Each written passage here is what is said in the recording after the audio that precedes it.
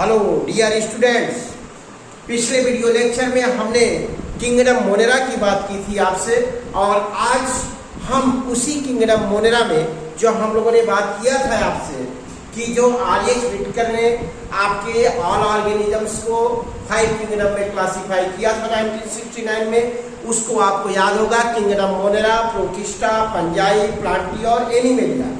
तो उसमें हम लोग किंगडम मोनेरा को देखे थे, और किंगडम मोनेरा के अंतर्गत आपने देखा था कि हम लोगों ने बात किया था किसका, 3 कैटेगरी में उसको डिवाइड किया गया था। फर्स्ट क्या था आपका आर्की बैक्टीरिया, दूसरा क्या था आपका यू बैक्टीरिया, और तीसरा आपका क्या था साइनोबैक्टीरिया। तो हमने पिछले वीडियो लेक्चर में अपने आर्की बैक्टीरिया और यू बैक्टीरिया की बात कर ली थी।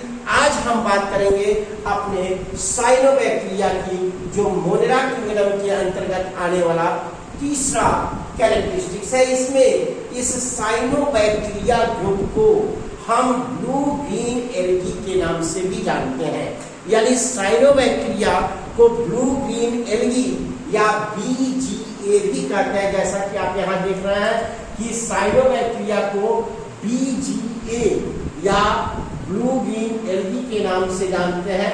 हम अगर इसके कैरेक्टरिस्टिक्स को देखें तो they are the first green plant, यानी कि जो साइनोबैक्टीरिया का ग्रुप है वो साइनोबैक्टीरिया क्या है आपका, they are the first green plant, यानी कि इस पृथ्वी पर जो पाए जाने वाले पौधे होते हैं उन पौधों का सबसे पहला आविर्भाव, सबसे पहला एग्जिस्टेंस, सबसे पहले अस्तित्व जो हमको दिखाई देता है, जो आज आप देख रहे हैं कि हमारे पास हमारे चारों तरफ जो ग्रीन प्लांट्स हैं, उन ग्रीन प्लांट्स की सबसे विकसित स्वरूप जो हमको दिखाई देता है, सबसे कॉम्प्लेक्स जो इवोल्यूशन का स्वरूप प्लांट के कॉन्टेक्स्ट में है, वो हमारा है एंजियोस्पर्म। और उस एंजियोस्पर्म का जो विकास आज हमको इस रूप में दिखाई दे रहा है,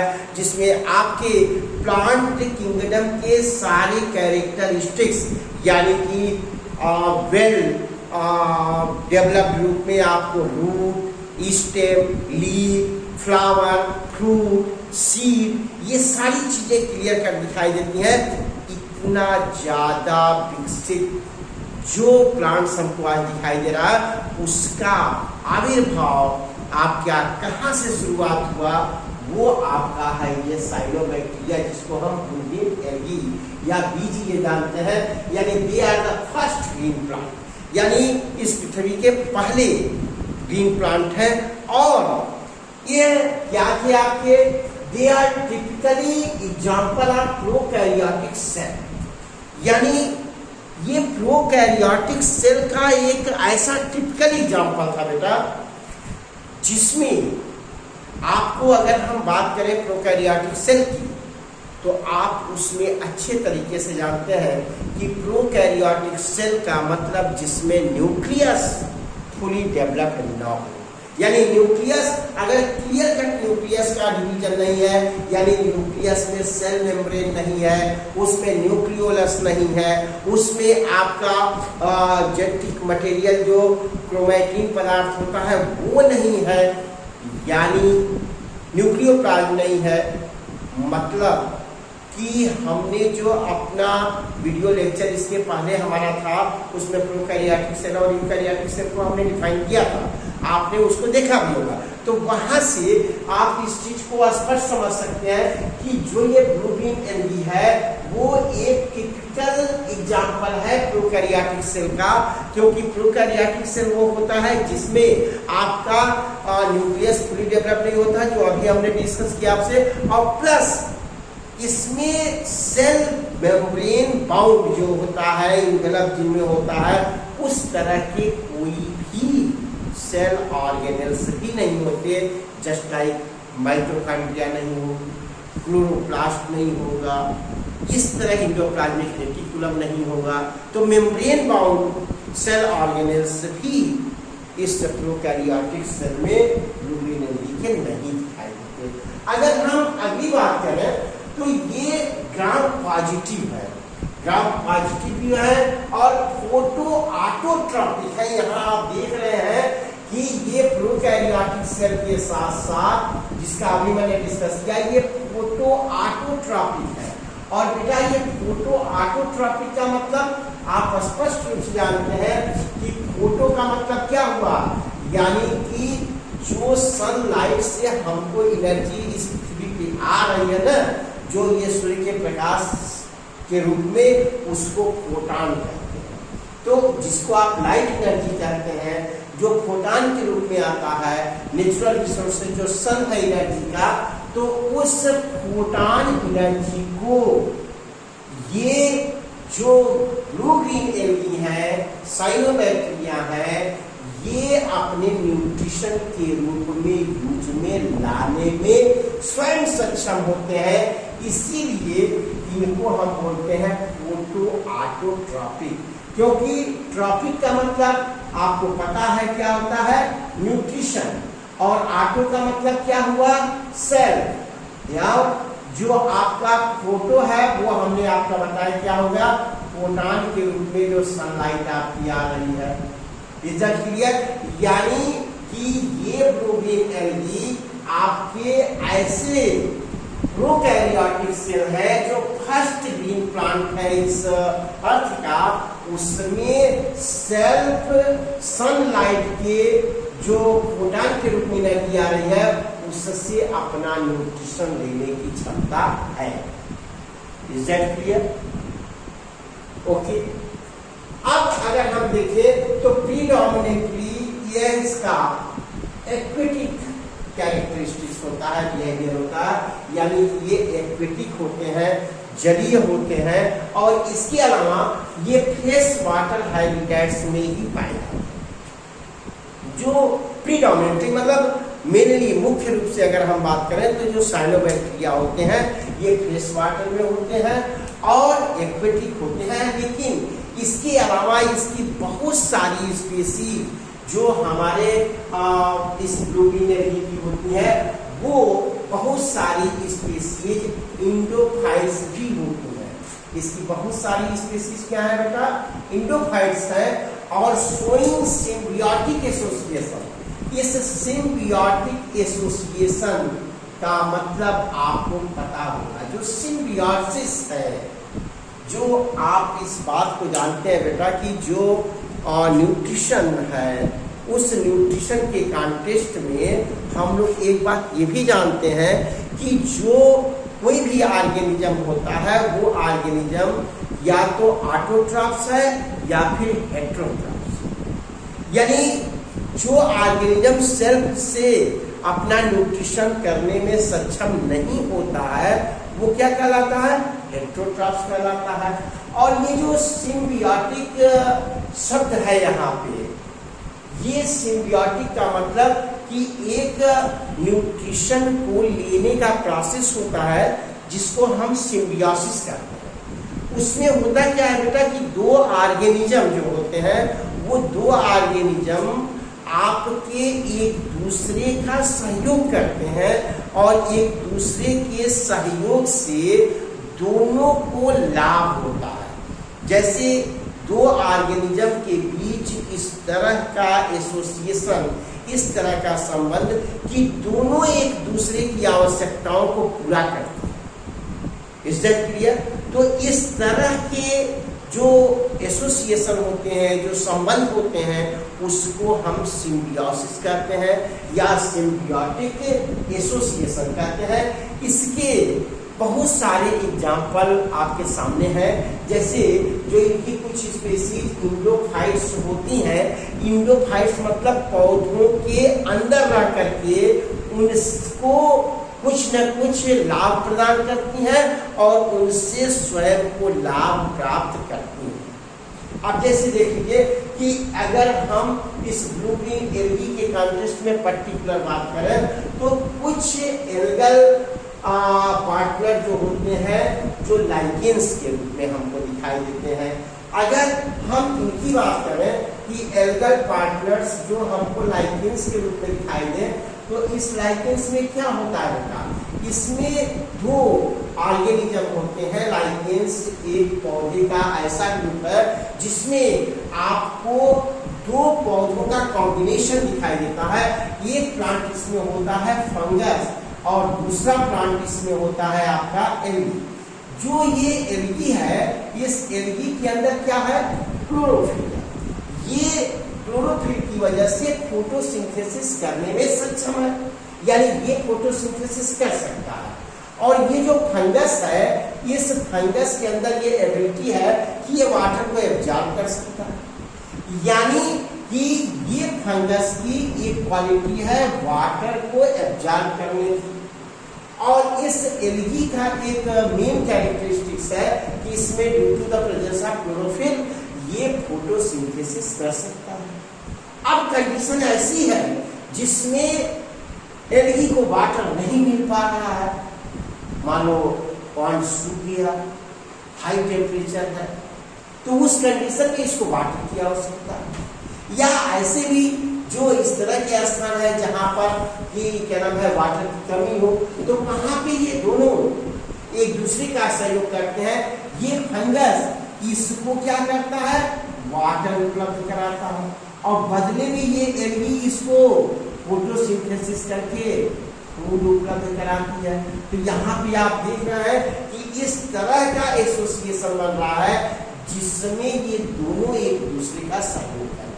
तो this type of association is called symbiotic association, और ये लाइकेंस इसका एक बेस्ट एग्जांपल है, जिसमें आप देख रहे हैं कि एक पार्टनर एल्गी होता है, वो एल्गल पार्टनर है, और दूसरा आपका फंगस होता है। इसी तरह से जो साइकस है, ये साइकस बेसिकली आपके एंजियोस्पर्म का होता है, और इस साइकस के जो रूट होते हैं उस रूट में आपकी एल्गी होती है। जो साइकस है ना, वो साइकस का पौधा देखो बेटा, इसमें इस तरह की प्राप्त रूट्स ऐसे होती है। तो इस रूट्स में, इसकी रूट्स में यहाँ पे जो एल्गी होती है वो एल्गी आपकी इसके रूट्स में होती है, और वो एल्गी इसको आपका नाइट्रोजन देती है, क्योंकि एल्गी आपके नाइट्रोजन फिक्सेशन का भी काम करती है।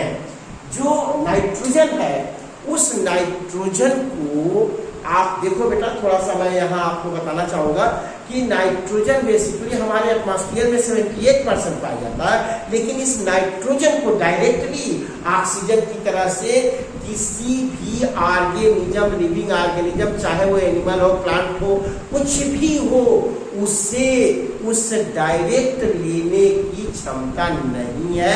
किसको? इस एटमॉस्फेयर में जो 78% इतनी बड़ी मात्रा में नाइट्रोजन। अब इस नाइट्रोजन को, नाइट्रोजन का वर्क क्या है? नाइट्रोजन किसी भी ऑर्गेनिज्म के लिए, प्लांट, एनिमल, किसी के भी लिए, ह्यूमन बीइंग, वो ग्रोथ के लिए और डेवलपमेंट के लिए आवश्यक है। तो ग्रोथ और डेवलपमेंट किसी भी प्लांट का, किसी भी एनिमल का, उसके लिए आवश्यक है नाइट्रोजन। नाइट्रोजन हमारे एटमॉस्फेयर में 78% है भी, लेकिन किसी भी के द्वारा इसको डायरेक्टली लिया नहीं जा पाता। तो उस कंडीशन में होता क्या है?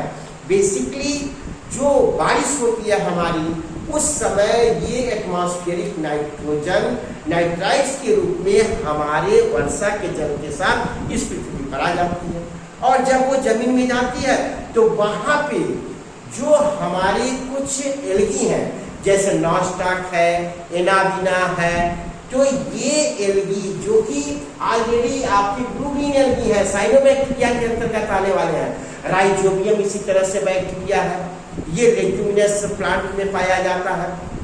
और लेग्यूमिनस प्लांट जितनी भी दलहनी फसलें हैं, जैसे आपका मस्टर्ड हो गया, आपका अरहर हो गया, आपका चना हो गया, मटर हो गया, सरसों हो गया, तो इन सब के जो लेग्यूमिनस प्लांट्स हैं, जिनमें लेग्यूम होते हैं, उन पौधों के, दलहनी फसलों के पौधों की जड़ों में रूट नोड्यूल्स होते हैं, और उस रूट नोड्यूल्स में ये आपकी राइजोबियम बैक्टीरिया होती है। वो उस नाइट्रोजन का फिक्सेशन करती है और पौधे को नाइट्रोजन देती है, बदले में पौधा उसको भोजन और रहने के लिए स्थान देता है।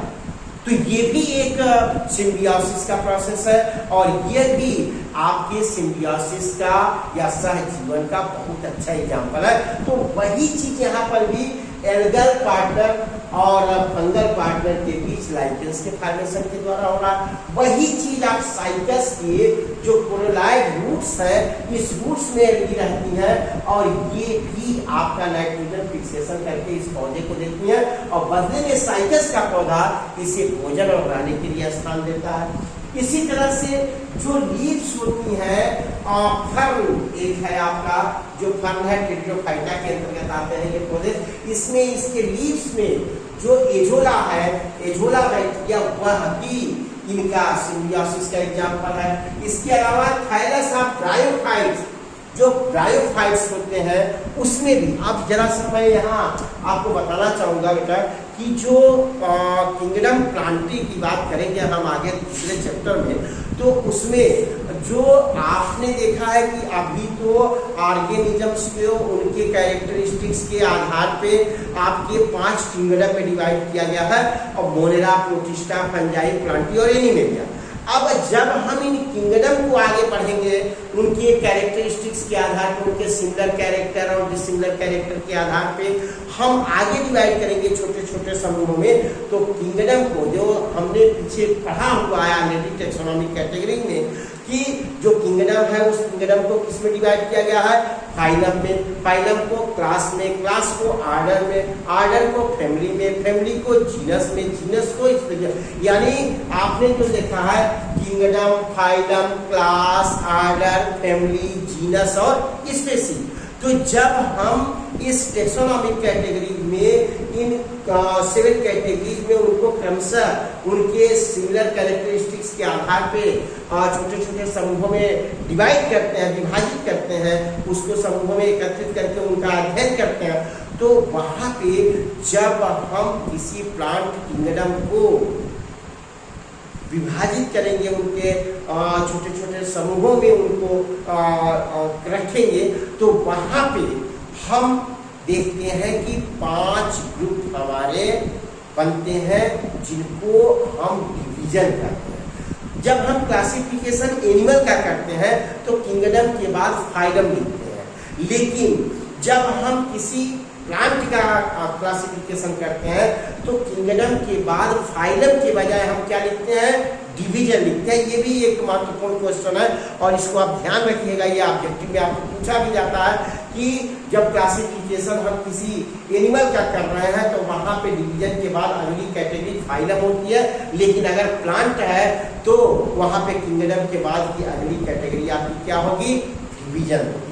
यानी जहाँ पे हम फाइलम लिखते हैं एनिमल वाले में, उस जगह पे हम डिवीजन लिखते हैं। और ये डिवीजन कितने हैं, 5 हैं। सबसे पहला क्या है, एल्गी, फिर क्या है, ब्रायोफाइट, फिर क्या है, टेरिडोफाइट, फिर क्या है, जिम्नोस्पर्म और फिर क्या है, एंजियोस्पर्म। तो जो हमारा ये जिम्नोस्पर्म का पौधा हुआ, उस पौधे में आपने देख लिया कोरेलाइड रूट को, वहीं पे अगर जिम्नोस्पर्म के नीचे आए तो टेरिडोफाइटा को आप देखते हैं और उस टेरिडोफाइटा में आपने क्या देख लिया, जो फर्न है एजोला को देख लिया। ये भी वहाँ के उसके लीव्स में पाई जाती है, एसोसिएशन सिम्बियोटिक एसोसिएशन को से करती हैं। और अगर टेरिडोफाइटा से नीचे आए तो आपको ब्रायोफाइटा दिखाई देता है और उस ब्रायोफाइटा के थाइलस में आपको एंथोसियास जो होता है वह भी आपके सिम्बियोटिक एसोसिएशन को शो करता है। दूसरी नंबर चीज कि जो हम ये साइनोबैक्टीरिया के इतने कैरेक्टरिस्टिक्स को देख लिए, ये cyanobacteria also found in hot water spring, यानी कि 70 to 80 डिग्री सेल्सियस अगर टेम्परेचर है तो उसमें भी ये साइनोबैक्टीरिया पाई जाती हैं और यही नहीं पोलर रीजन में भी पाई जाती है। तो इस तरीके से आपने देखा कि जो हमारी ये साइनोबैक्टीरिया या ब्लू ग्रीन एल्गी है, वो ब्लू ग्रीन एल्गी की कुछ स्पीसीज एक्वेटिक, मतलब मेनली एक्वेटिक यानी फ्रेश वाटर में पाई जाने वाली है। उसकी बहुत सारी स्पीसीज है जो कि आपके इंडोफाइट्स है और सिम्बियोटिक एसोसिएशन शो कर रही हैं, और इसकी कुछ स्पीसीज ऐसी भी हैं जो कि हाई टेम्परेचर यानी 70 to 80 डिग्री सेल्सियस टेम्परेचर यानी वाटर स्प्रिंग में भी रह सकती हैं, और पोलर रीजन यानी कि बहुत ही ठंडे प्रदेशों बर्फ आदि में भी रह सकती है। तो ये इनका अक्रेंस हो गया या हैबिटेट हो गया, वासस्थान रहनस्थान हो गया। अब हम जरा देखें कि जो इनका थैलस स्ट्रक्चर होता है, चूंकि अभी हमने बात किया कि ये जो ब्लू ग्रीन एल्गी है, बैक्टीरिया बीजिए साइनोबैक्टीरिया, ये फर्स्ट ग्रीन प्लांट है सर, लेकिन इसका जो स्ट्रक्चर है उसमें अभी root, leaf, fruit, flower, stem ये चीजें नहीं है, अभी प्रारंभिक रूप में ये बना हुआ है, इसलिए इसमें रियल रूट, लीफ, स्टेम इन सब चीजों का अभाव होता है। ये चीजें अभी हमको क्लियर कट दिखाई नहीं देती। तो ये कब दिखाई देंगी? आगे चल के हम बात करेंगे कि जब एल्गी से आगे बढ़ेंगे तो ब्रायोफाइट आएगा, लेकिन अभी भी ब्रायोफाइट में भी हमारे रियल रूट, लीफ और स्टेम नहीं दिखाई देंगे, थैलस लाइक स्ट्रक्चर दिखाई देंगे, और ये थैलस लाइक स्ट्रक्चर आपके ब्लू ग्रीन एल्गी में भी दिखाई देंगे, आपके ब्रायोफाइट में भी दिखाई देंगे, लेकिन वहाँ डिफरेंशिएशन थोड़ा शुरू होगा। और जैसे ही टेरिडोफाइट में जाएंगे तो टेरिडोफाइट हमारा सबसे पहला प्लांट होता है जिसमें हमको रियल रूट, लीफ और स्टेम दिखाई देते हैं। तो हम उसकी बात अपने एनिमल प्लांट किंगडम में करेंगे। यहाँ पे अगर हम इसके थैलस स्ट्रक्चर की बात करें तो ये यूनिसेलुलर होते हैं, जैसे कुछ इनके जो साइनोबैक्टीरिया हैं, ब्लू ग्रीन एल्गी, उनका थैलस स्ट्रक्चर यूनिसेलुलर होता है, यानी एक कोशिकीय होता है, जैसे ब्लूकॉकस। दूसरी नंबर चीज, मल्टी सेलुलर कॉलोनियल स्ट्रक्चर भी हम साइनोबैक्टीरिया का देखते हैं, जैसे कोरियोकार्प्स है, ट्राइकोडेस्मियम है।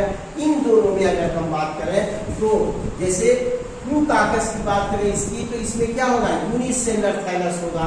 वही मल्टी सेलुलर कॉलोनियल थैलस होगा तो आपका कोरियोकार्प्स में और ट्राइकोडेस्मियम में होगा।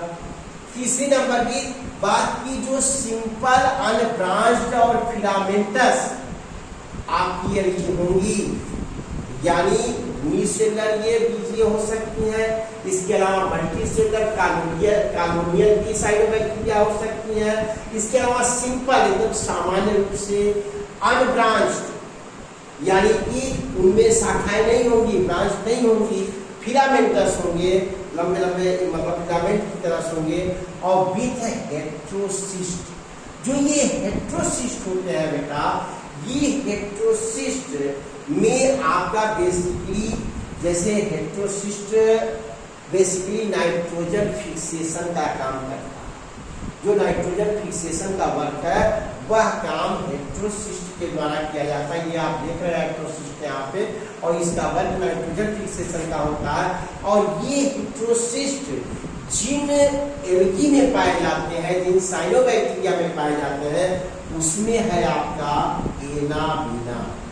जो एनाबिना है आपका, ये नॉस्टॉक है, ये साइटोनिमा है, इन तीनों में आपके हेट्रोसिस्ट होते हैं, और ये हेट्रोसिस्ट आपके नाइट्रोजन फिक्सेशन का काम करते हैं। इसके अलावा जो आपकी ये साइनोबैक्टीरिया है, उस साइनोबैक्टीरिया में स्पेशल टाइप का starch as a reserve food, यानी जो ये फोटोसिंथेसिस का काम करते हैं, जिसके थ्रू इनका अपना सेल्फ न्यूट्रिशन होता है, तो रिजर्व फूड मटेरियल्स इनका जो होता है वो स्पेशल टाइप की स्टार्च होती है, जिसको हम क्या बोलते हैं? साइनोफाइसियन स्टार्च या फिर प्रोटीन।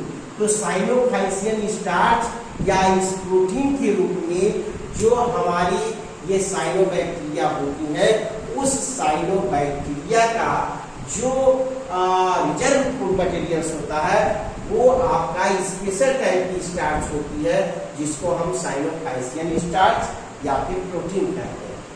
तीसरी नंबर बात, अगर हमने अभी तक देख लिया कि जो ये साइनोबैक्टीरिया या ब्लू ग्रीन एल्गी है, उनका हमने देखा जनरल कैरेक्टरिस्टिक्स क्या है, उनके हैबिट और हैबिटेट क्या है, उनका जो क्या नाम है थैलस स्ट्रक्चर है, वो थैलस स्ट्रक्चर आपका unicellular, multicellular, unbranched filamentous type का है।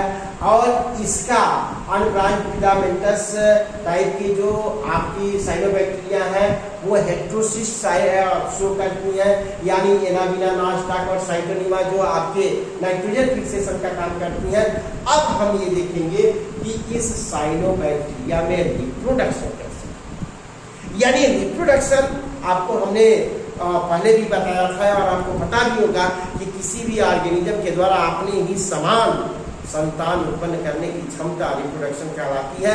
यानी कि ये बायोलॉजिकल एक्टिविटी है और ये आपके तीन तरीके से, वेजिटेटिव, एसेक्सुअल और सेक्सुअल, तीन तरीके से होती है। इसकी भी चर्चा हमने पहले कर लिया है आपसे, लेकिन अब आपको हम ये बताने जा रहे हैं कि जो ये साइनोबैक्टीरिया, उस साइनोबैक्टीरिया में जो रिप्रोडक्शन होता है वो रिप्रोडक्शन आपके वेजिटेटिव मेथड से होता है। और ये जो वेजिटेटिव मेथड है इसमें, उनमें आपके जो मेथड्स है जिनके तरह से वो पाए जाएंगे, वो सबसे पहला है आपका फ्रेगमेंटेशन के द्वारा, दूसरा है हार्मोगोनिया फॉर्मेशन द्वारा, तीसरा एकाइनिड फॉर्मेशन द्वारा, चौथा हेट्रोसिस्ट के द्वारा और पांचवा एंडोस्पोर के द्वारा। तो जो ये फ्रेगमेंटेशन है, इस फ्रेगमेंटेशन का मतलब कि इनके जो फिलामेंट्स होते हैं, इनके जो थैलस स्ट्रक्चर होते हैं, वो जितने भागों में टूटेंगे वो सारे भाग में ये एबिलिटी होगी, उनमें वो प्रोटोप्लाज्म होगा जो कि आपके इनके न्यू साइनोबैक्टीरिया को या न्यू प्लांट को या न्यू एल्गी को जन्म दे देगा, यानी कि फ्रेगमेंटेशन के द्वारा। इसी तरह से स्पेशल टाइप ऑफ स्ट्रक्चर में फॉर्म होते हैं जिनको हम हार्मोगोनिया या एकाइनिड या हेट्रोसिस्ट या एंडोस्पोर कहते हैं। तो ये थोड़े थोड़े से अंतर के साथ इस तरह के स्ट्रक्चर बनते हैं। आगे जब हम एल्गी को पूरा सही तरीके से डिफाइन करेंगे एक एक करके, तो वहां पे हम इन स्ट्रक्चर्स की बात करेंगे, एक एक बना करके आपको समझा देंगे। तो आप अभी इतना जानिए कि जो ये साइनोबैक्टीरिया है उसमें जो रिप्रोडक्शन होता है वो वेजिटेटिव मेथड के द्वारा होता है। और इस वेजिटेटिव मेथड में आपके 5 मेथड्स होते हैं। एक फ्रेगमेंटेशन, दूसरा हार्मोगोनिया फॉर्मेशन, तीसरा एकाइनिड फॉर्मेशन, चौथा हेट्रोसिस्ट और पांचवा एंडोस्पोर। और इनके द्वारा एक बीजीय या एक साइनोबैक्टीरिया अपने जैसी तमाम साइनोबैक्टीरिया को जन्म देती है। अब अगर हम इतनी बात समझ लिए, तो अब अगर इसके स्ट्रक्चर को हम देखते हैं तो वो साइनोबैक्टीरिया का स्ट्रक्चर हमारा इस तरीके का दिखाई देता है, जिसमें सबसे बाहर की तरफ अगर हम बात करेंगे तो ये जो रेड कलर से आपको दिखाई दे रहा बेटा, इसको हम बोलते हैं सीट। और ये जो सीट होती है इसकी, ये आपकी प्रोटेक्टिव इन नेचर होती है, यानी कि ये इनको सुरक्षा प्रदान करती है। और इस सीट के अंदर जब हम चलेंगे तो वहां पे हम देखेंगे कि ये सेल वॉल आपकी दिखाई दे रही है। और इस सेल वॉल का फंक्शन आप जानते हैं कि सेल वॉल प्रोजेक्ट होती है, जो वह बेसिकली एक मोटी लेयर होती है जो सेलुलोज की बनी होती है, लेकिन प्लांट। और ये सेल वॉल भी प्रोटेक्टिव इन नेचर होती है। इसके अलावा जो ये प्लाज्मा मेम्ब्रेन, यानी कि सबसे बाहर की तरफ आपको ये क्या दिखाई दिया, सीट, उसके नीचे क्या दिखाई दिया, सेल वॉल, उसके नीचे आपका दिखाई दिया प्लाज्मा मेम्ब्रेन। और आप अच्छे से जानते हैं कि प्लाज्मा मेम्ब्रेन सेमी परमिएबल होती है। और इसके बाद आपको इसके अंदर आपका दिखाई देता है लैमिलोसोम्स। और ये लैमिलोसोम्स भी आपके इस क्या नाम है प्लाज्मा मेम्ब्रेन जो इसकी होती है उसी के इमेजिनेशन से बना हुआ स्ट्रक्चर होता है, जिसमें बेसिकली थायलेक्वाइड्स होते हैं। और ये थायलेक्वाइड्स में आपके ग्रीन पिगमेंट्स होते हैं, यानी कि क्लोरोफिल होते हैं। और इसकी वजह से ही ये फोटोसिंथेसिस का काम कर सकते हैं और ऑटोट्रॉफ्स होते हैं। इसके अलावा यहाँ पे ये आप देख रहे हैं राइबोसोम्स लगे हुए हैं इसके थायलेक्वाइड पे, ये जो थायलेक्वाइड है, इस थायलेक्वाइड में ही आपके ग्रीन पिगमेंट होते हैं जो फोटोसिंथेसिस का काम कर रहे हैं। और इसके अलावा आप जो देखते हैं यहाँ पे राइबोसोम्स हैं, ये राइबोसोम्स बेसिकली प्रोटीन सिंथेसिस का काम करते हैं, ये भी आपको अच्छे तरीके से पता है। ये लिपिड ग्रैन्यूल्स इसमें होते हैं। इसके अलावा आपका ये साइनोफाइसियन ग्रैन्यूल है, आप देख रहे हैं कि साइनोफाइसियन के रूप में ही आपकी स्पेशल टाइप की स्टार्च होती है, प्रोटीन होती है, जिसके रूप में ये अपने रिजर्व फूड मटेरियल्स को स्टोर करता है। गैस वैक्यूल भी आपकी यहाँ दिखाई देती है, जिससे गैसेस का एक्सचेंज यहाँ पे हो रहा है। इसके अलावा हेटेरोसिस्ट आप देख लीजिए कि स्पेशल टाइप स्ट्रक्चर होता है, तो इसमें फॉर्म हो रहे हैं जो सभी में तो नहीं पाए जाएंगे, लेकिन जिन एल्गी में पाए जाएंगे जैसे एनामिना है या नॉस्टॉक है या साइटोनिमा है, तो उनमें ये नाइट्रोजन फिक्सेशन का काम करते हैं। इसके अलावा ये प्रोटीन बॉडी आपको दिखाई दे रही है और ये डीएनए फाइब्रिल्स आपको दिखाई दे रहे हैं, और ये डीएनए फाइब्रिल्स इसके जेनेटिक मटेरियल होते हैं। तो बेटा इस तरीके से हम लोगों ने इस साइनोबैक्टीरिया को देखा, और इस साइनोबैक्टीरिया के अगर अब हम बात करें कि इनका यूजेस क्या है, इनका साइनोबैक्टीरिया का, तो इतने कैरेक्टरिस्टिक्स से और इन सारी चीज़ों को जानने से आप सबसे पहले तो एक चीज़ ये जानिए कि ये साइनोबैक्टीरिया बेसिकली नाइट्रोजन फिक्सेशन का काम करती है, जो बार बार यहाँ पे आया है। तो सबसे पहला कैरेक्टरिस्टिक्स कि ये नाइट्रोजन फिक्सेशन का काम करती है, यानी कि वो नाइट्रोजन जो किसी भी ऑर्गेनिज्म के लिए, प्लांट और एनिमल के लिए, उसके ग्रोथ और डेवलपमेंट के लिए आवश्यक है, वह चीज नाइट्रोजन जो इस एटमॉस्फेयर में है लेने की क्षमता किसी के अंदर नहीं है।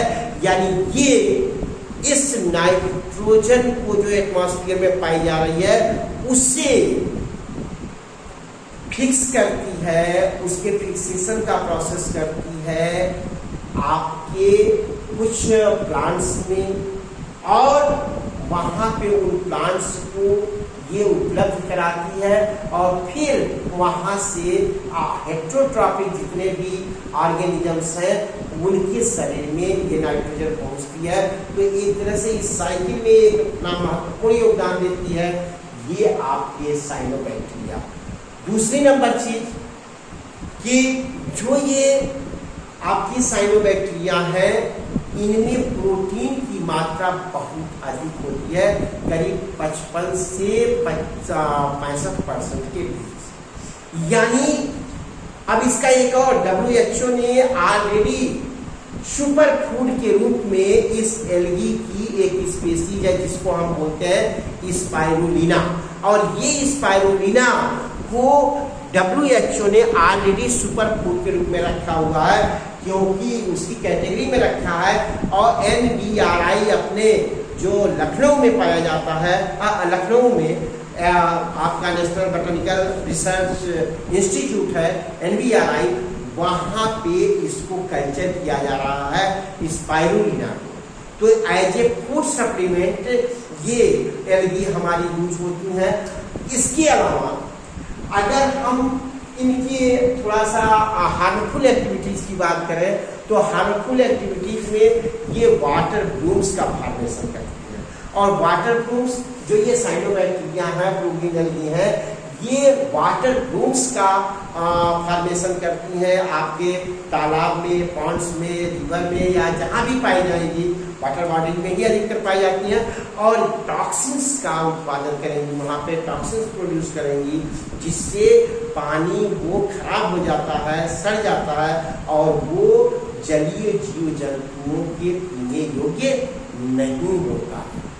तो पहला अगर हम इसकी हार्मफुल एक्टिविटीज की बात करें तो ये हो गया, और दूसरी हार्मफुल एक्टिविटीज की अगर हम बात करते हैं तो उस कंडीशन में ये जो हमारी साइनोबैक्टीरिया हैं या ब्लू ग्रीन एल्गी हैं, इसकी जो तमाम स्पीसीज हैं, वो बेसिकली आपके लार्वी साइट्स होती हैं, यानी जो मच्छर होते हैं उन मच्छर के लार्वा को ये नष्ट कर देते हैं। ठीक है, तो ये इसकी दो हार्मफुल इफेक्ट हो गए और हमने आपके यूजेज भी इसके बता दिए। तो इस तरीके से बेटा मैं जहाँ तक समझता हूँ कि आप अगर इस हमारे वीडियो को ध्यान से सुने होंगे, देखे होंगे, तो निश्चित रूप से एक क्लियर कट कॉन्सेप्ट आपके दिमाग में आ गया होगा इस साइनोबैक्टीरिया के कॉन्टेक्स्ट में। और इसके बावजूद भी अगर आपकी जो भी प्रॉब्लम्स रह जाती हैं जिस पे आप कहीं कुछ डिस्कशन करना चाहते हैं, तो आप इस कमेंट बॉक्स में जरूर लिख दीजिएगा।